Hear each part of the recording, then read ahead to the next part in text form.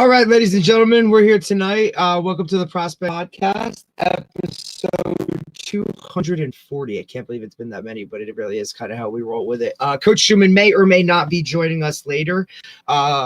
His team was fortunate enough to win a first-round playoff game.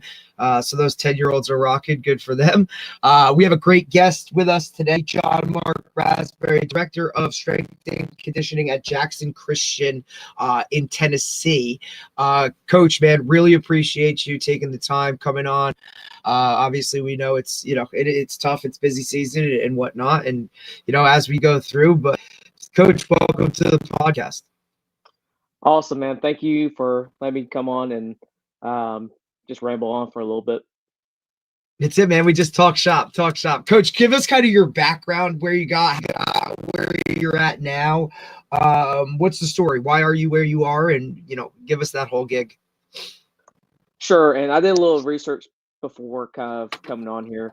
I know this is kind of a football-esque podcast, so I'll talk about that first. So I was a football player, played football for 13 years. When I was an eighth grader, I moved up to a small town in Illinois called Metamora. I'm originally from Tennessee, but I moved to a small town called Metamora. They're kind of known for football in central Illinois, kind of a big football town. So I kind of fit in right away, kind of as an eighth grader, and then kind of developed from there. Metamora had a great system of developing players, and I was blessed to kind of be there and develop that with them. So I was blessed enough to go play Division III football at Eureka College. I played center. I was kind of a smaller lineman. I was 5'10", 190 pounds. Playing offensive line, that's extremely light. So went to Eureka College. I was studying kinesiology, kind of exercise science, athletic training background. I knew I wanted to work with athletes. I just didn't know in what retrospect. Did I want to go through rehab side? Did I want to do sport performance? What did I want to go to PT school? Did I want to be an athletic trainer? Did I want to be a personal trainer? I didn't really know which direction. And I was blessed to have my first own strength coach at Eureka College. His name is Matt Friend.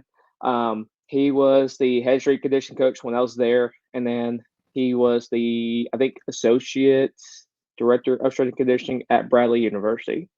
But he showed me all the ins and outs. I interned under him for, I think, about 6 months, I believe. And then, of course, graduated with my bachelor's in kinesiology, played 3 years of football. I got hurt my junior year, and I wanted to take my senior year and focus on what I wanted to do because I was already a junior in college. I didn't know what to do. So I didn't know what direction I wanted to go. And so I didn't really know what I wanted to do till I was probably 2 years out of college. So I graduated college, got this kinesiology degree. I thought I could take on hell with a water gun. You can't tell me nothing. And I got humbled. I got humbled really, really quickly. Because in the strength world, we take the CSCS, the Certified Strength and Conditioning Specialist test, and I failed that thing by a long shot. It wasn't even close. And so I worked in various places. I worked in like an acute physical therapy setting under as a tech. So I get to learn under PTs and PTAs around different areas up in Illinois and down here in Tennessee. Around about the year mark of moving back to Tennessee after I graduated college, I wanted to. First, I met my wife, right?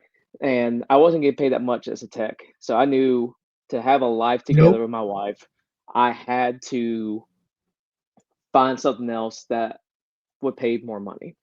And I knew I wanted to work with either athletes or kids or kind of the combination of both. I thought I wanted to be a football coach. I thought it'd be awesome to be a head football coach somewhere. So I volunteered at middle school and coached football. That was my first coaching gig. Was there for a year, and then a local high school was looking for, and this was in the inner city school, was looking for assistants. So I got the opportunity to coached that freshman team after a year of coaching middle school football, Oh, and God bless you. and got to learn. I got to teach freshmen how to lift for a little bit, and I thought that was kind of a cool little thing. I was like, you know what? I know somewhat of what I'm doing, but I'm not a director of strength conditioning. I don't think I'm 5'10", 190, 200 pounds at max. Like, I'm not a big guy. I'm very soft spoken, which the kids will tell you now that I'm not, but at the time I was.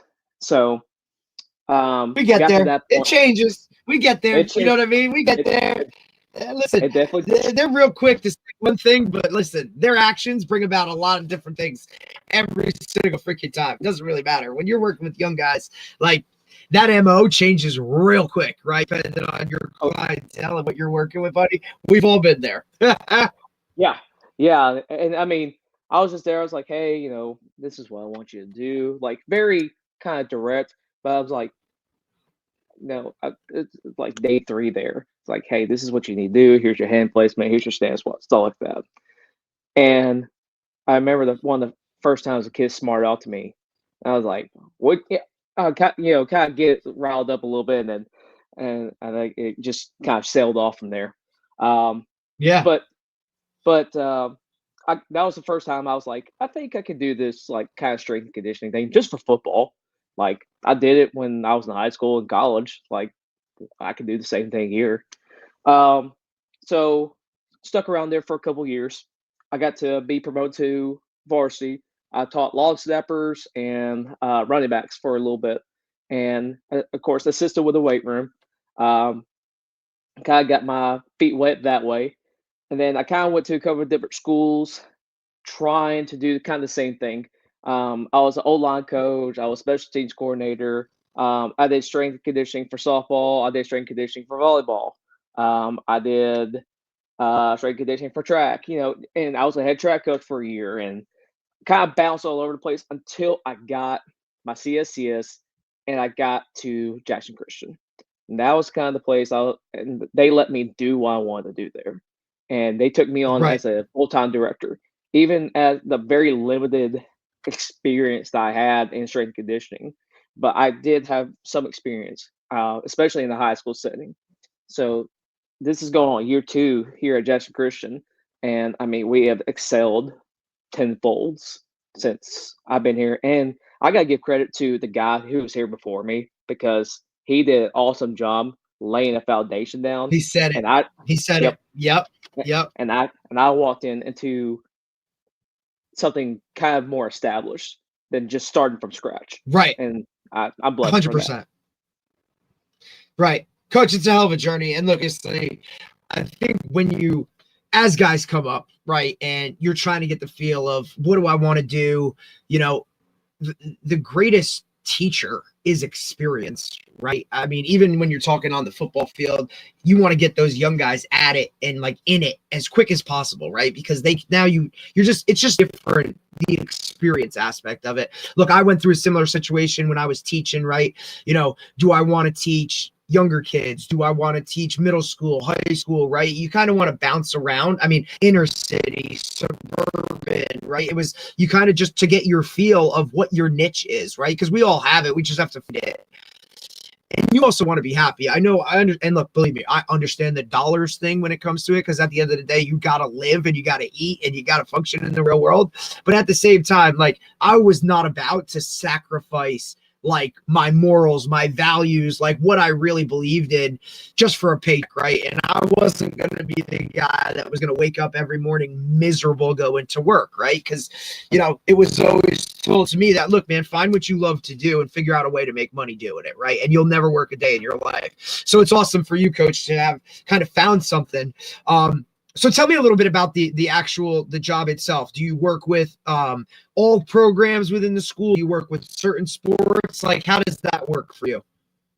So we are blessed in the way that our kids have a class called athletics / strength and conditioning that they can come in and actually train throughout the day.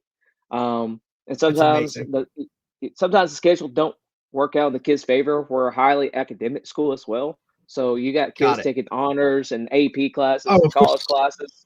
that kind of interfere with Oh my yeah. class. And I know that, look, I'm a realist here. I know at the end of the Yeah. day, sometimes my class is going to suffer or it's going to be put in the back burner of things. But we also Right. have after school options as well that our sport coaches do really, really well at promoting and saying, hey, on Mondays and Wednesdays, that is a girls only lift. If you're not doing XYZ, if you're not in practice, you're not doing this, you need to be down there. And the same thing with the guys. That's kind of where I found a little bit of our middle school kids coming in is after school. Our baseball and our basketball coach do a really, really good job of migrating those kids down there because if they're not forced or I guess directed is a better term to use, they're not going to go in the weight room out of their own free will. And I can say Right. that for a few of our sports and a few other kids, but for the most part, the buy-in is there. Again, the guy that set that foundation for me kind of established that why this is a priority before I even got there. So I had that to work with, right off the rip. So Right. that's kind of cool. Yeah, I mean, and that's one of the most, the most important things we see about it, right? Is, you go to some of these programs and you're forcing guys to lift, you're forcing guys to work out, right? And some of that, it trickles down, right? If those guys aren't weight room guys or they don't want to be in there, right? It just changes the whole dynamic of everything that you're doing in terms of that, right? But you go to a place or you have a system or a culture of like, hey, this is what we do. We lift and we work out and we're in the weight room. And the buy-in from coaches, I think, is one of the biggest aspects of the whole thing. Look, we're all coaches at the end of the day, but if somebody's being forced to do something, right, against their will, you're getting all of it, right? Like it's not going to be a good experience for anybody across the board. So the fact that your coaches kind of push that, obviously, look, in today's day and age, you have to lift. And I don't care what sport you are as a high school kid. Look, we even start, around like the 7th, 8th grade, right? When you're still going through it and developing, and look, it's not about going in there and pushing weight. It's about going in there and getting acclimated to the weight room culture or, what goes on in there and then kind of learning the lifts, right? So dive into that a little bit, Coach. What kind of, are you an Olympic lift guy? Or you want to, what is your basis, your kind of foundation, for your program itself at your school? So that's kind of a loaded question. So I guess stay with Loaded me for your question, buddy. Like that's why you yeah. can take it wherever you want, my man. So I was at a smaller school, or I guess the kid size, like the student size, was actually bigger. But I was at a public school before I got to Jackson Christian, and I mean, we did the Olympic lifts. We did all of it. We did snatches. We did hang cleans. We did Oh, hip damn. cleans. We did. I mean, we were at it. But Look at snatches. Look, that's funny because last week we had, I can't remember which coach it was. We were talking about snatching and he was all in it. And it's the first guy we've had in a long time talk about doing snatches, with the high school world. And it was really funny. I mean, if I'm not mistaken, it was the same guy that like he said he never cleaned. They don't clean. They don't do hang cleans. And okay, now that's like, here's another freaking, we can go down that rabbit hole and yep. aim at all that. Sorry to cut you off. Go ahead. It's just I heard the snatch part is like amazing because it's like, oh hell, all right, good. Like, I'm like, we're big into the Tony Holler system now, right? Like the feed the cats, and we're kind of, more sprint-based football and that kind of world. Like I'm really excited. Like we've talked to a lot of those guys, Tony Villani and Brian Kula, right? We've had all those guys on.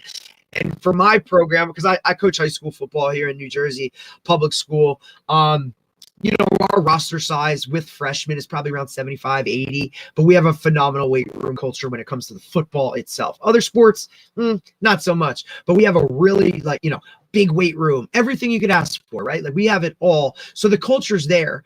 The last couple of years, we've kind of instilled a little bit of the sprint-based football stuff when it comes to, like our freshmen lift on game days. And we're kind of tracking it, the freshmen are kind of the guinea pigs in this whole deal, which is kind of fun. It's awesome to see those younger guys, but it's interesting, right? And a lot of that comes back to it.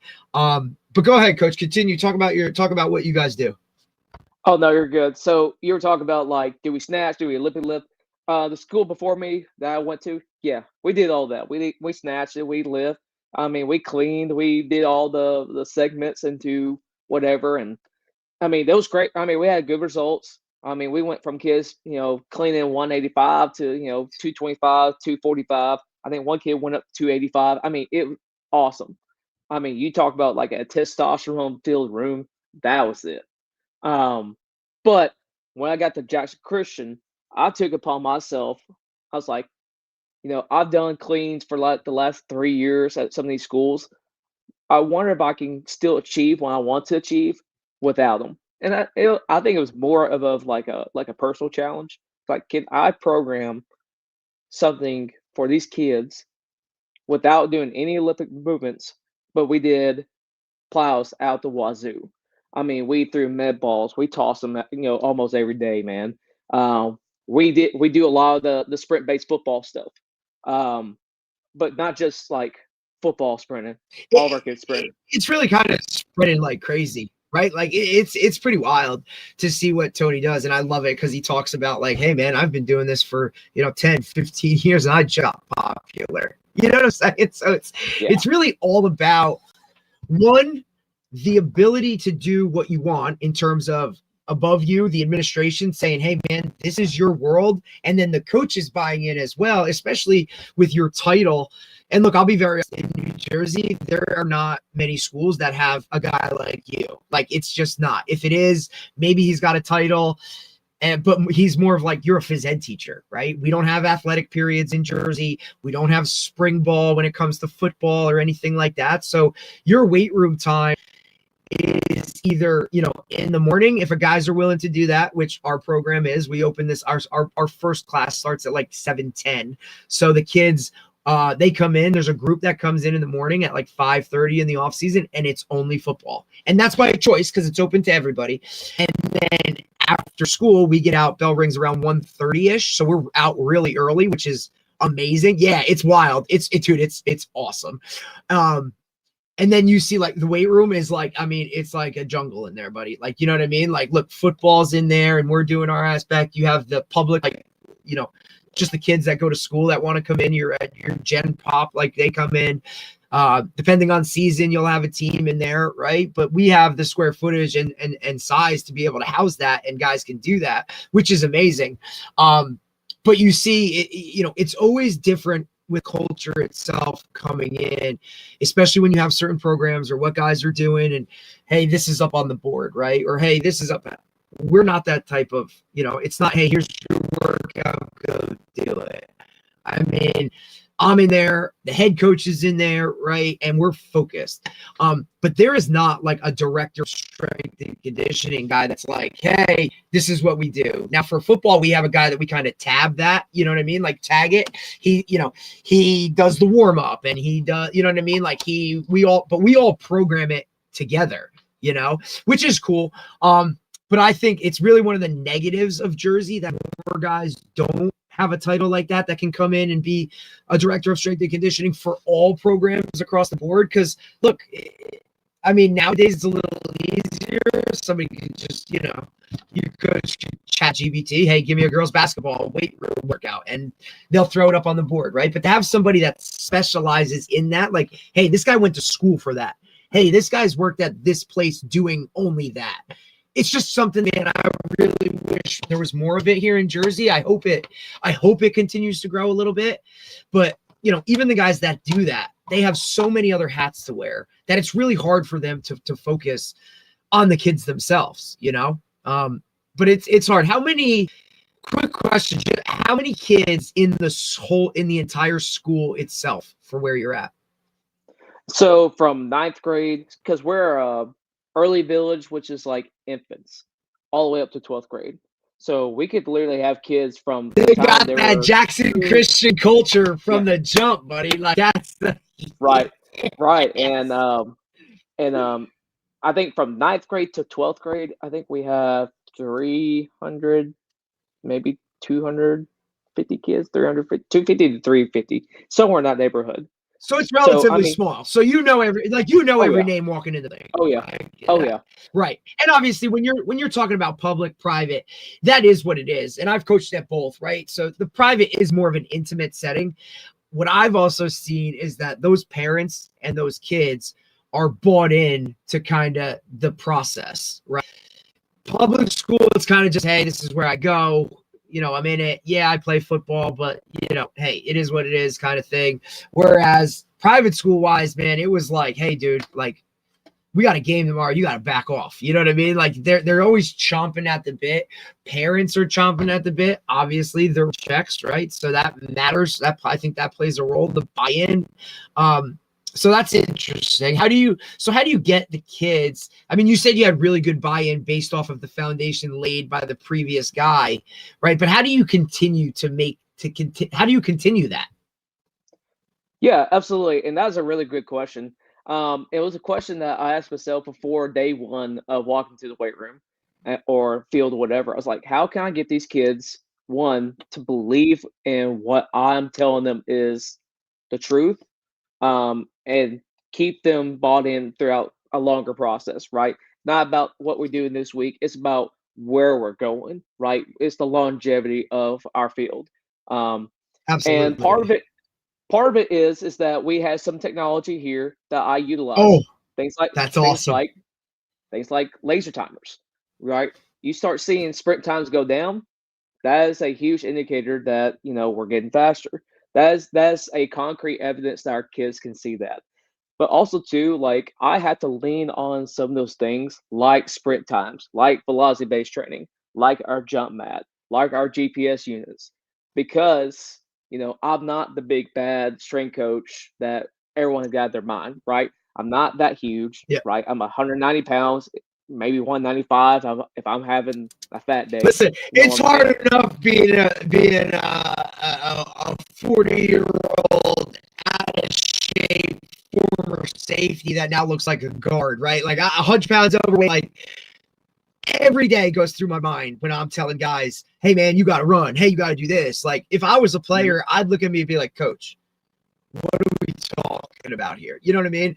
I love that you bring that up because to me, even being on the other side of it where it doesn't work for me, like, you know what I mean? Like, I don't look the part, right? But I think, like, especially in today's day and age, one, for me personally, there's no excuse, right? Like, I got to get into it and I have to get back to what it was, right? Because I just think when you're talking about and you're preaching, lead by example and do the right things and all this other stuff. Like, how do I sit there as a coach and preach this to my players when I don't live it in the weight room? I want them to do this. And okay, yeah, well, I did that and I used to, but dude, come on. Like, if you're looking at it and looking at the part, and look, it's kind of funny too that you bring that up because you look at all these strength coaches in like college programs, right? They're the guy on the sideline, right? Like, whistle, no sleeves, and it's snowing. Right, like they're always they got a handlebar mustache, or they just do crazy shit, right? And that's part of it, right? That's always the real that you see where the guy's headbutting people, he's headbutting helmets, he don't have a helmet on, right? Like strength coaches are a little different, but I think and especially for me personally, like I don't have to be there in the weight room in the off season, right? Like stipend coaches in Jersey, I mean, you're basically getting paid August to December, and we know that's not what it takes to be great, right? Those kids need to see me in a different light. And for me as a coach, I like to see them in a different eyes going on behind the scenes, or I know a kid that gets emotional, or, they just start to tease stuff when they get comfortable in that aspect. And that allows me, I think, to be a better coach during the actual season because I have a gauge and a temperature on who these guys actually are, right? And we've done a couple little things, right? Especially with the morning group because it's specifically football. You know what I mean? Like, dude, it's something so little as like, hey, when there's 10, 15 minutes left in their lift, I'll go turn the showers on for them so it's warm. You know what I mean? Like, I'll bring some breakfast bars for them or some fruit so they can get out and go. Not that they can't go to the calf before the class starts, but just that they feel a little extra, or that it's more of a higher level type of like, hey man, here's a training table with all your goodies that when you go to, if you want to get to like what you say and play college football at the level you want, buddy, you're going to come out of that weight room with a protein shake waiting for you. You know, it's, I think the little things like that especially kids now, they flock to that. They buy into that. Show them that you care a little bit more than quote you really should. You know what I'm saying? And then the buy-in is unbelievable, right? And then when I'm asking them for that, to push on that extra rep, they're going to be willing to do that because, hey man, coach was here with me in February when there was 5 inches of snow on the ground at 5:30. You know, he was here. He doesn't have to be here, but he is. So I think that's a real important part. And look, our audience, like we have coaches on here and we talk to guys all over the country, right? And it's so interesting to hear how guys make those connections because everybody does it and there's 1,000 ways to win and skin a cat. But when your kids are comfortable with knowing who you are, right, or seeing you kind of outside of that specific sport or whatever, I think it just takes it to a level. I mean, you can agree or disagree. I just think that's what works. I really do. The younger you get them, like, and they see you, like now they see you out at their basketball game, or you go check out their, you know, if they're in the goddamn play, like, you go to the play, dude. Like they want it, and the first thing, hey coach, what's going on, coach? That's awesome, you know. Get like that to them. That might be the world, right? Like they might not have that at home. You might be that big brother or that father figure or whatever it is. Make those connections. And then I just think you get more out of each kid. Yeah, absolutely. And a story with that is this past year, I have the honor of training our girls here as well. And I don't know if you They're the ever best. trained. Listen, I coach girls flag Oh my football here in gosh, Jersey. man. It's amazing, bro. Girls are awesome. amazing, brother. They listen. They're so literal. It's like, hey, run 5 yards and turn around and catch the ball. And it's like, yeah, they're like, coach, you told me to go. I'm like, yeah, but you kind of gotta like move a little bit. You know what I'm saying? It's just great. Girls are a different breed. I have a 2-year-old daughter, dude. It's like exciting to really kind of see it and how they develop. But you're real fortunate, man. You get to work with girls. That's awesome. Yeah, and they'll come to the weight room. It's like, hey, we got to get into. Are you going to come to our game? And part of me is like, you know what? Right. You know, let me try to find, and I'll try to do it with every sport too, not just our female athletes, but like, Absolutely. you know, every kid that, you know, if I know that, you know, I got a soccer kid, I'm going to try to go to that soccer game. Football, I'm always there on the sidelines every Friday, so I see those jokers 5 days a week. So that's a plus. I see them all the time. But like those other athletes that I Right. don't get to see as much, or I don't get to have that much time with, but I still have, you know, they come in and train and, you know, kind of get in and out. I try to go to some of their games and some of their events and things that, you know, matter to them, because I think that presence is important Yeah. for not just my job, but like any other coach's job. It'd be the same way if, you know, if you have a football guy, let's say he's graduated, you know, 4 years from your program, and you get an invite to his wedding. I think it's kind of that same mindset.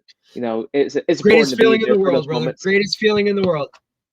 It's the Yeah, I think greatest it's just feeling in the world when you get that email 2 or 3 years. I mean, because look, at the end of the day, we're developing young men, right? Or women, right? Like we're developing these guys to go be good citizens and that type of thing, right? Like I understand that it's about a sport and it's about winning and it's about all that other kind of stuff, but it's also about developing them as people, as humans, right? I want my guys to be the leaders in the classroom, right? Like if somebody's screwing off, like I want them to be the ones that are like, hey buddy, like that's disrespectful. You know what I mean? Hold doors, say please and thank you. I'm old school when it comes to that.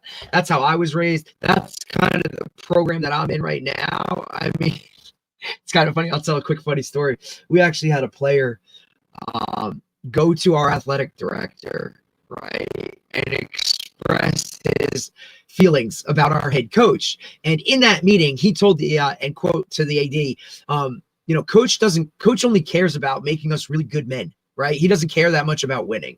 kind of funny, right? And you're like, buddy, we care about winning, but just to see that that's how he sees it, right? Like, tells me we're doing something right. Yeah, absolutely. And I mean, at the end of the day, you coach people. You don't coach. Well, you coach the sport, but at the end of the day, it's about the Jimmys and Joes, right? It's about those kids. Yes. And if you can get Yeah. that impact of coach cares about my well-being, I mean, that's another reason why kids buy in.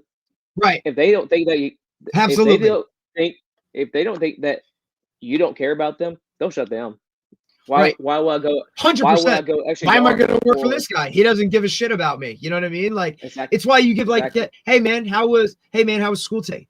Hey man, how's your mom doing? How's your sister? Right? Like, I know your brother's playing at, college, this so-and-so college. Like, I've been checking up on him, man. He's doing really good. Like, oh hell, like coach gives a shit. You know what I'm saying? Now look, some they'll yes you to death, turn around and be like, kick rocks, coach. Don't really give a shit. But it's about the masses, right? I mean, I know at least with football, I'm working with a roster of 70 dudes, right? It's why I love doing the sub varsity games or JV, right? Because you can connect with those younger guys on a different level and you get to see them kind of as they grow and progress into, mature adults that are going to be out in the real world, right?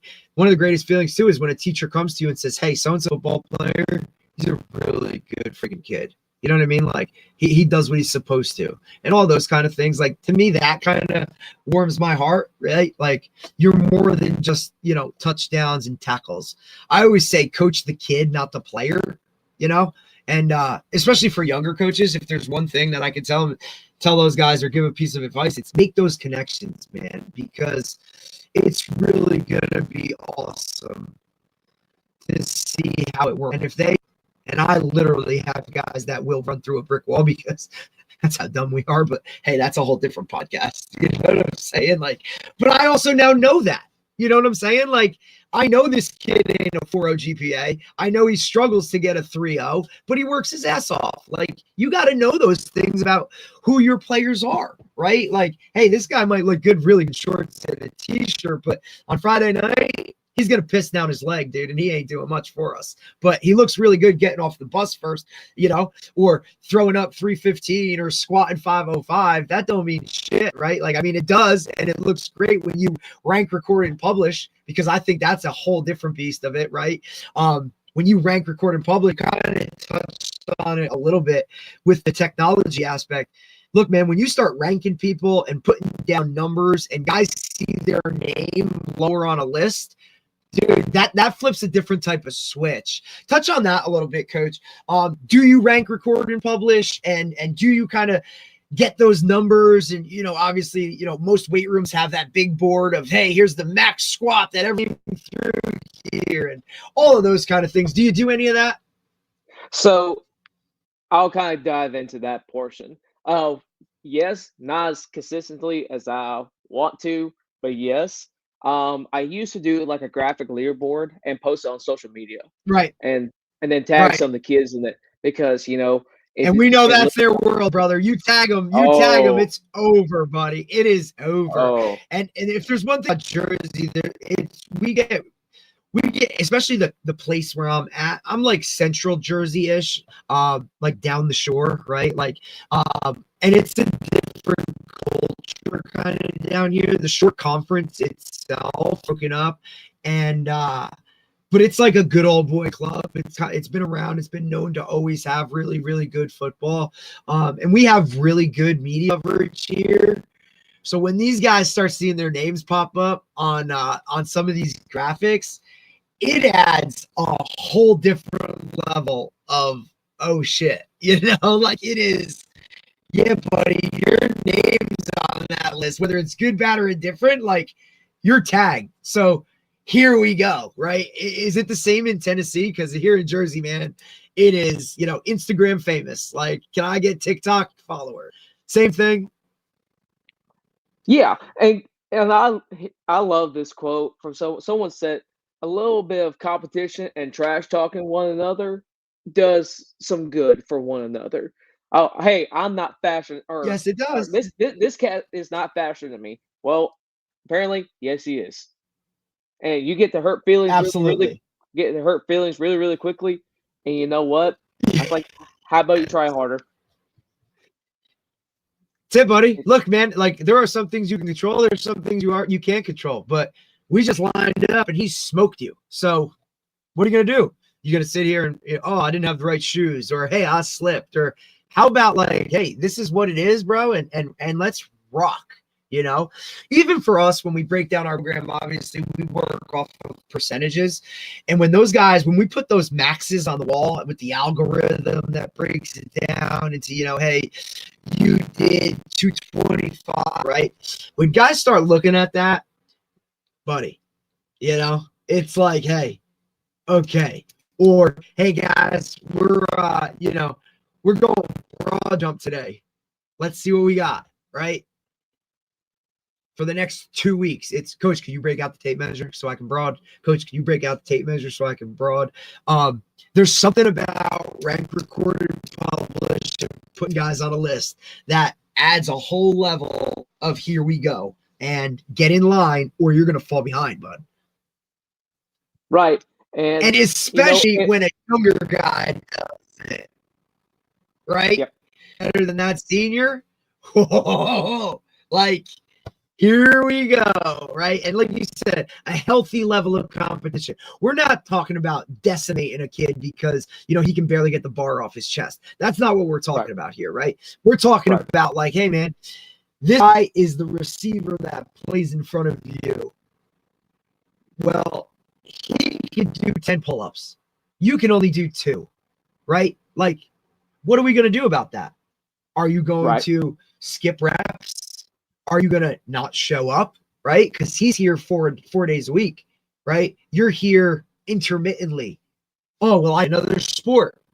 Well, that's your excuse? How about we open the weight room at 5:30? Get your ass out of bed, right? Oh, I don't have a ride. Shit, man. I've had guys on them motorized scooters in January showing up to the weight room with, hands that are literally frozen because, coach, I don't have gloves, but like, hey, buddy, I'll get you some gloves. I appreciate you being here. I appreciate you working. And that goes with the whole trust the process thing as well, which back to buy-in, right? Like, look, I'm sure you spend 30 minutes before you go to bed on your damn phone. Well, how about you go and pack a healthy lunch or break it down so you have that shit? That's the level of commitment that it takes to get to the higher levels. And some guys, like, it's a rude awakening when, hey, I think I should have a scholarship. Well, do you? Do you do everything that you possibly can to get that?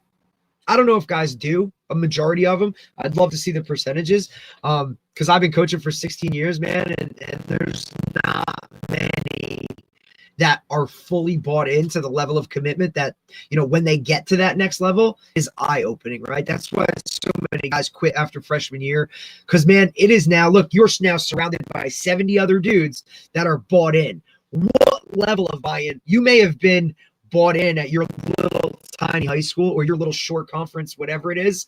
But now you're in a bigger bowl, buddy, with a lot of fish that want to swim faster than you. How do you handle that, right? And I think that's something every kid kind of questions, like, hey, do I really want to do this? Because that commitment level is something way different than the expectation. And we try to set that and be transparent about that. Hey, man, you told me you want to play college football. So guess what? I'm going to coach harder and different than the guy that when he graduates is going to go, fix my HVAC unit, right? That's a different type of cat. Yeah, absolutely. And, when we talk about kids, about, do you really want to achieve? Like, we talk a lot to our kids about goals, we want to talk about what do they want to achieve. Like, do you want to play college football? No. Okay. Then how can we make you the best football player right now? Right? Your senior year, do you want to be riding the bench or do you want to play? Like, what do you want? 100%. And I think that's a great thing for us as coaches to reflect it back to them. saying, what do you 100%. want? That transparency, right? Like that transparency. Look, we do something every year, end of the season, it's still fresh. We do exit meetings, right? And we sit down with each kid individually and we talk about it. Hey man, this is what we thought of you this year. This is kind of how you came across perception wise. Your actions said this, but what are your words saying, right? Like, what do you really want to do? You want to play at that next level? All right, man. Well, we can't be taking Harry Potter as a class if we want to go to freaking, Richmond or whatever your goals. You know what I'm saying? Some of these guys, and I have both ends of the spectrum, right? Like I have guys that, work most of the day and then come play football. And they understand that, hey, I'm going to go work. I want to go work. And I'm not here to deter that. I'm for anybody that has a freaking plan and wants to execute it, right? Because to me, that's somebody that's bought in, right? Just because you're not bought into being a college football player doesn't mean that you can't have a really, really good high school career and create some memories for yourself and ultimately your team, which should be above the self. I'm kind of starting to question that, like with now day and age with the transfer portal and, NIL and all that stuff. You see the whole team aspect kind of going away, right? In terms of guys are more playing for the name on the back of the jersey than on the front. Whereas, as the old head in the room, it was about team first. It didn't matter. Coach, you want me to go play guard? I'll go play guard, right? Like, oh, you want me to run down on kickoff too? Absolutely, coach. I'll do that. I don't know if kids are like that anymore. I'm sure you get a couple here or there that are, willing to do that. But it's about really that buy-in and the trusting within the process for each individual. And they have to find their own path too, right? And we have to allow that as coaches. We can kind of, set the barriers a little bit or put up the guardrails and like, hey, maybe you don't want to go down this road. Maybe you want to lean this way. But you can only lead a horse to water before they can drink it, right? I can't force you to drink it. And if I have to, that already might be part of the problem. And I think that with social media, all guys want to do is compare themselves to others, right? And we could talk about numbers and all that stuff, right? Like, just talk about a 40 time. These kids are comparing themselves to guys at the NFL Combine. You're talking about the top under 1% in the world, and you want to run that time. Buddy, you're a 16-year-old, 5'8", freaking whatever. Don't compare yourself to that. Like, strive for that 100%. But let's be realistic in our goals here, right? Like, let's look for a 5-week plan that puts 10 pounds on your bench. If you can constantly show me improvement, buddy, I'll work with that all freaking day rather than the guy that's uber talented, jumps out of the gym, runs whatever 40, but has a shit attitude. Give me the kid that wants to buy in and is going to do everything that I say because they trust me. They trust in their coaching. And it's our job as coaches to now take that and run with it. And I think a lot of coaches are in it for themselves. And that's not what it's about. If you're in this to put your name in the lights or to get Instagram famous, this ain't for you. Because you sure as hell ain't doing it for the money at the high school or the younger level. That's not a monetary gain is the furthest thing from anybody expects, right? I think when you can get those kids though to kind of buy into it with all the things that we've said previously, go into their other things, having those hard conversations. Sometimes those hard conversations, nobody's willing to have. Again, being the old head in the room, you get in the car after a game and your parents are saying, hey man, like, why didn't you do this? Or, what they backed your coach is what I'm trying to say, right? Like, supported and trusted that the coaches were doing what they thought was right to go win the freaking game. I've seen it start to turn in the last couple of years more so where the kids get in the car and parents just want to tell, well, your coach sucks or he needs to run this play or that was bullshit. Like, you're supposed to be on our side here. We're already fighting an uphill battle of trying to win games because winning any game, especially in football, is really, really difficult, And I think without the encouragement and the role that the parent plays is just so either positive or negative. I mean, think about just time in general. It's why strength coaches are so different, especially if you want to talk college football, right? Like the strength coach is with the kid more than the actual coach, just based off rules, right? So your strength guys have a different level of I don't think intimacy is the right word, but they have more of that connection because they just see the guys more, right? They're just with them more. And it's hard though when you're fighting an uphill battle with parents. What is parent involvement like at where you're at in comparison to some of the other schools that you've been at? We're such a smaller school too that like you kind of get to know the parents a little bit more. Some of the parents do Hell work yeah. at the school. So like, I walk by and there's a baseball kid's mom. Hey, how's my son doing in class? And we start to have that conversation. Hey, he's telling Right. me he's doing this in class. Is why he? we're doing Is he? Hey, we're pretty good about that. But like that was one of the things that Well, I you're had to do here fortunate, buddy. You're fortunate. one of the things I had to do at Jackson Christian was, I had a lot of questions come my way from parents, from admin, from coaches, from athletes. Like, why are we doing this certain thing at this point at the year? Why are we doing this in the off season?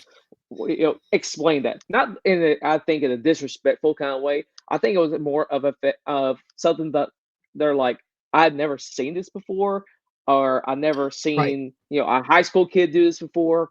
Why we're doing this? A lot of that, this last football off season, we did tempos. So 3, 4, 5, 6 seconds down, lowering, slow and controlled. A little bit of muscle fibers start to stretch out. Right. We started to Different pack way on to some do it. size. Yeah, and I mean a lot of our kids, Yeah. I think all of our kids didn't do that. So they asked me, it's like, why are we doing this? Right. Like, I was like, give me about, we're like in week 3. It's like, give me about 5 more weeks, and I'll show you why. And we start seeing bench go up, squats go up. Our sprint times are, going down, obviously, because we're getting faster, we're getting stronger. We sprint at least once, twice a week. Like some of those things kind of add up, and then the kids start to kind of see that for themselves, and they start to see it. It results in their body. Their body starts to change, and when their body starts to change, they become a little bit more confident in our young men, our young ladies. Oh yeah. They start to see the kind of the shoulders peek out a little bit. For our guys, they start to have that barrel chest and the back muscles. For our Yeah, girls, buddy. it may be seeing their bicep for one of the first times in their life. They're like, holy crap, I didn't know that I had a bicep. You know what I'm saying? Like it's some of I those didn't know things that that existed. yeah, Yeah. it's my job. I think I instill a lot of confidence, and I think a strength coach, because what you said, we're around athletes a lot, and I think we influence a lot of how a kid perceives themselves and how we can instill some confidence in them.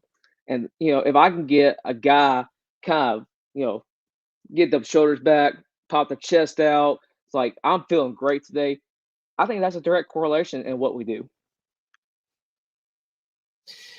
I totally agree. I really do. Especially when guys start to see the changes, right?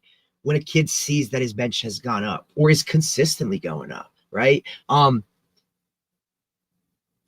heard a coach quote this the other day, and I'm going to screw it up in some way, shape, or form, but he basically said that high school is the most influential time in terms of wanting to be cool or really giving a shit about what others think. Because as we get older, you know what I mean? You kind of just like, okay, whatever, dude. Like, I'm going to bed at 9 o'clock. Like, say what you want. You know what I'm saying? But in high school, that's not the thing, right? Like, everybody wants to sit at the cool table. Everybody wants to be cool. You know what I mean? Nobody wants to be at the bottom of the list. You know what I'm saying? All of those type of things play a role. And if you can now show them, and the confidence thing is like, that's a great point to make, because a lot of our guys, even though they might look like they're confident, every one of them struggles with self-confidence. It's just what it is, going through puberty, growing up as a kid, maturing. Like, I think that's part of it. And now if you can throw that physical, like they start to see the physical changes, right? Like, coming in as a freshman, that short little dumpy, whatever he is. And then all of a sudden he starts to gain some muscle or he starts to lean up, like, right. Just now, one, it's naturally happening because they're going through puberty and their body's changing anyway, right? They don't know that. They don't understand that part of it, right? Now they just connect. Holy shit, I'm going to the weight room every day and doing this. And now, now I look like this. I'm going to now do that more so, or buy in even more. It's almost like you're tricking them in a way. You're openly telling them this is going to happen, but they sure as shit don't believe you.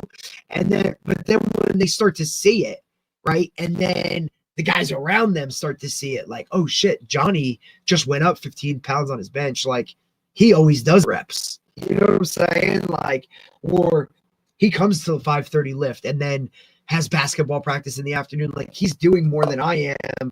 The comparison thing, and social media has blown that out of the water. You used to only be able to compare to like the guys in your building or maybe guys on the team in the town over. Social media has allowed us to see shit like all over the world. And now we're really comparing, right? So that world is just so influential in what we do, to pack that stuff into it and to show them, look, man, you do what I tell you. You got to have some blind faith here. Just trust that I know what to do, right?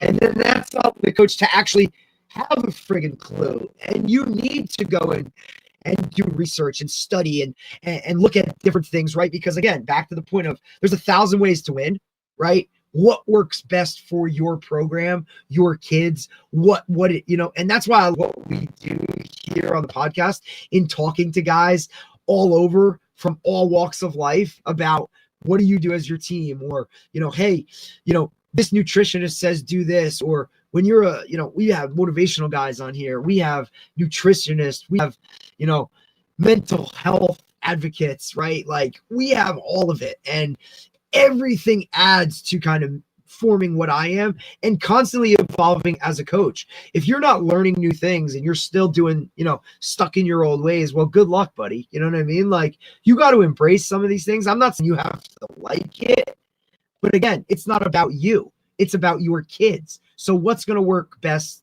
for them, right? And that's our job as coaches. I think that's a really important part of it, but you have to be able to connect. And if you can't connect, you better have assistant coaches that connect, right? Or you better have somebody, good cop, bad cop, right? Like, every kid, we can all remember teachers or coaches that we despised, and then teachers or coaches that we absolutely loved, and we probably flourished in that. And it's one of those points that I tell kids that want to play in college, like, you really got to get to know as much as you can before you make that decision. You know what I'm saying? Because, not everybody works the right way, or it's not the right fit. So you got to figure that out on your own. I can tell you what it is, but you got to see it and you got to experience it. Back and come in circle with it. Like, experience is the best teacher. You got to be in it to figure it out. Yeah, absolutely. And going off that, experience is the best teacher. I tell kids all that all the time. Like, you are going to fail at some point in this entire school year. You are going to fail. It's just, what is the response to that failing? Is it, well, I failed, well, I'm never going to do this ever again? If people had that mentality, we would be so far back as a civilization, as a Right. society, Are you gonna as a quit? Right? Like, are you gonna quit? Put your head down and pout and quit and make excuses, right? Or are you gonna kind of like, man up, right? Old school term, like, go man up. And because that's what life is going to be, dude. Like, you're going to get hit in the face. Things are going to suck, right? And it might be miserable, but like, you're going to have to dig your way out on your own. You're not going to have me here as a coach, or you're not going to be in school in that little protective bubble. You're in the real world, dude. And that's a mean place. It's a real place. And I just hope that, like, my players, our players, I should say, right, go through a little bit of that and taste it and kind of see it and experience it on a smaller level, because you're going to experience it on a real level as you're, as an adult in the real world. I think that's why, giving those kids those tools to know how to navigate that when stuff does go awry and things suck, right? Like, you got to fight through it. We use this, and it really works for us because we live close to the beach, right? And we always talk about guys like, when we start a game, we're in the surf, right? Like, the sand is mushy. Our feet are getting caught. The waves are hitting us all over the place, right? We can still feel the bottom, but we got to keep going. We got to just keep fighting. We got to get through those waves, and we got to drag them into deep water. And once we're in that deep water, that's where we live, right? Because we're better conditioned and we work harder and all of that. And it's, you just got to get through that rough patch, right? And look, you may get the rip current may pull you back into it, and then you got to fight to get back into the deep water again. And it works for our guys. They buy into that a little bit. It's pretty cool, right? Our coach, heard it somewhere, and because look, I ain't the smartest tool in the shed, right? And as every sharpest tool in the shed, I should say. But look, you got to figure out some way to motivate guys, and what works for some might not work for others. But that's on you as a coach. That works for us. And I mean, look, I know, like, here at our home state, Rutgers, they use chop, like, just keep chopping and that tree's going to fall, right? Everybody has their own little mantra.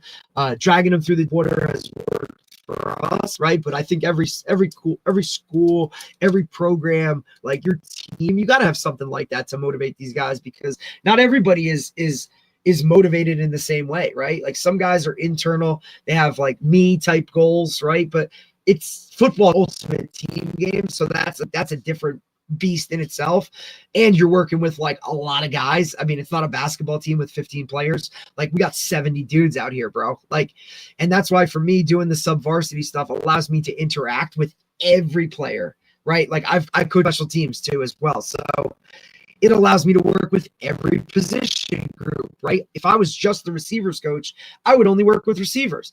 If I only coach, I would, like, specials allows me to kind of work with everybody, but also being in the weight room and seeing them allows me to work with everybody. One of the little tips too, I always do, like, I try to interact with every kid and say their name every day, right? Every day. Whether it's, hey, Kellen, what's going on? Or, hey, bro, like, hey, Steve, nice route, right? Like, dude, that little bit, you might be the only conversation they have with anybody the entire freaking day. You don't know, right? That's your job. As a strength coach, it allows you to get on that next level, that more personal level of like, this is hard and I'm here for you. I got your back, but you got to do it, right? Like, I'll get you there, but you got to keep swimming. You got to fight through the current. You got to get into the deep water. And I've used this, and it's kind of new for me to kind of be that motivational piece. I've always been, the kind of the soft-spoken introvert, and a job that you need to be extroverted and kind of total opposite.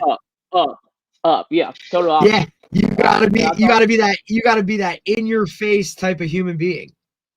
And I talk about what's called, for us, it's the last punch mentality. It's like, either you're gonna get punched first or you're gonna swing first, and everything in the middle really doesn't matter, as long as at the end of that fight, at the end of that game, you throw that last punch and they go down. And that's kind of the mentality we kind of I've adopted with our football team is, you're going to get punched in the mouth. I don't care what team you're playing. It could be the 0-8 team that is at the bottom of your district. I don't care. Said they're going to punch you in the mouth. But we throw that last punch and we end it. And that's done. And couldn't agree more. The kids have kind of adopted to that. Said, all right, we're finishing this. Said, all right, cool, right, great. We're throwing that last punch, like, we're good, and that's awesome, Coach.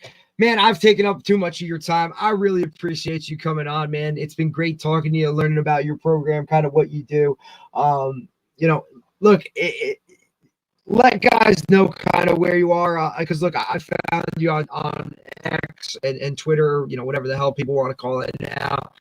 I just loved some of the stuff that you were posting. I thoroughly enjoy talking to other coaches and kind of how they do things, where they're at. Because look, again, going back to it, like there's a million ways to win, 1,000 ways to skin a cat, right? So whatever, what works for some might not work for others, but vice versa. But I really appreciate you, Coach, taking the time and telling us a little bit about kind of how you do things and whatnot. So I appreciate it. Yeah, absolutely, man. And thank you for allowing me to ramble on about, what we do here, a little bit of my backstory, the upbringing that, got to this That's the point and tone. everything else, man. It's awesome, man. That's it. That's it, buddy. I appreciate it. Look, if there's anything we can ever do for you, please reach out. It's been a pleasure talking to you. Good luck the rest of the way. Enjoy the rest of the school year, Coach. Hope and continue doing what you're doing, man. You're affecting lives in a great way. So appreciate you, man. We'll talk soon. Likewise. Appreciate y'all. All right, man. Have a good one. See you later. You as well. Thank you.